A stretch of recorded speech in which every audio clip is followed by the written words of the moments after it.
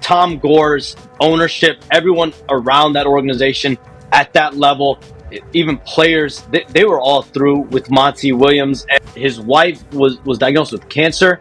And that's why Monty Williams did not want to take this head coaching job. But the Pistons kept offering more and more money. What's up with the Detroit Pistons, man? Let's talk about it.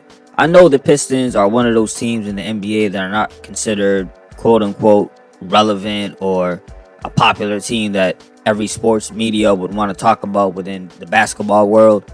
But this is a basketball page, and I try to do better. I try to really cover everything that I can, not necessarily have a bias. So let's get into this. First of all, I don't think you should give anyone any amount of money if they truly don't want to do it for whatever reason. I don't want to get into his whole personal life and things that he's going through as a man.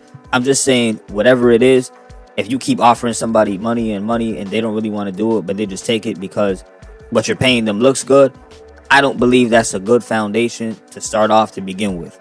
So as we know, the Detroit Pistons, they had a 28-game losing streak this season. They end up with just 14 wins for the whole entire season, and they end up with the 5th pick.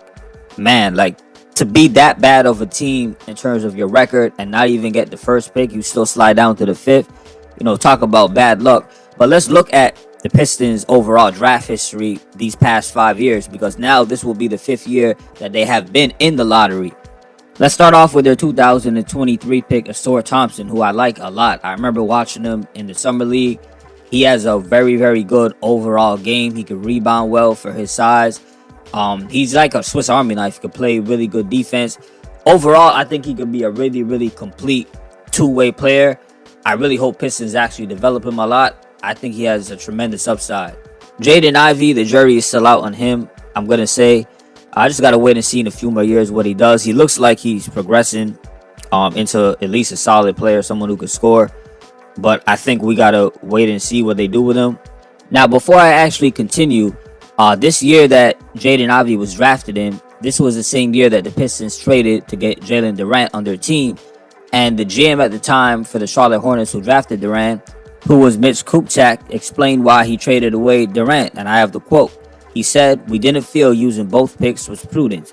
Bringing in 2 more and having 5 players under the age of 21 would hamper the team's goal of taking a step forward." Now, say what you want about the Charlotte Hornets and them not having that much success making the playoffs. I agree with this statement and this philosophy. I don't think you should be in the lottery every single year more than 2 or 3 years, just drafting player after player. I'm going to get into that in just a bit, but let me continue going through these recent years and the picks that they got. So 2021, they get Cade Cunningham. That's self-explanatory. At the very least, he's a star player, if not a superstar. This is a building block. Then in 2020, they draft Killian Hayes, pass first kind of point guard, but he shoots a bad percentage from the field. And, with the 7th pick, obviously, you wanted him to develop at least into an all-star kind of guy. Doesn't look like that will happen as of right now. So currently, once again, you have a high draft pick for the Pistons. Let's get into what I was talking about with Mitch Kupchak and not wanting too many rookies or just young players all on the team, because I fully agree with that. I'm looking at this Pistons roster. I think you got to trade a couple of your young pieces, something that you have that is of a high asset, that has potential, and go get some veteran solid players to build around the other young pieces that you have that you are fully invested in and truly believe will develop into something that is valuable for your team. And if I'm the Pistons management, the only guys that I'm willing to keep is Asor Thompson, Cade Cunningham, and Jalen Durant. Everyone else, to me, I'm willing to move, including the pick that we have this year, especially because I'm hearing all of this talk about it not being a strong draft. Basically, it's time to pick your core 3 guys and actually try to win some basketball games as opposed to playing the lottery. Another reason why, to me, it's very important that you take this kind of step. You're not going to fully develop your players into the best that they can be in this constant losing environment and being around other guys who are still trying to learn the game of basketball, especially at the highest professional level within the NBA. Last point I will say is what the Detroit Pistons are doing, I could make the argument is actually worse than what Sam Hinkie did with that whole trust the process movement with the Philadelphia 76ers. The reason being, Sam Hinkie takes over. They win 19 games. They win 18 the next season, 10 the following season. And then I think in his 4th year, he didn't even have a 4th year. He was gone. But even during that time, he drafted a Joel Embiid.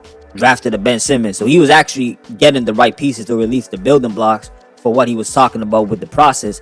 And 5 years later, after this whole, you could say, process or maybe a catastrophe, depending on how you want to look at it, they ended up winning 52 games. Now, I'm not saying that Sam Hinkie was brilliant in all of this and what he was doing was amazing and it worked out so beautifully, because Brian Colangelo had to come in there and clean things up. Otherwise, maybe they would have still kept trying to play the lottery and lose games. But I'm bringing that up because Detroit Pistons are in their 5th year with another high pick, and that's currently constructed this roster that they have, regardless of who they draft. This does not look like a 50-win plus team, let alone even a playoff team. But y'all let me know what you think. What's going on with the Detroit Pistons? Any Pistons fans, people from Detroit, holla below. I would love to know your opinion on how you're feeling as a fan with the direction of the team. I heard they got a new president, or I guess they tried to shake things up in the front office. Hopefully this leads to at least a more competitive team. Peace and salute. Thanks for listening.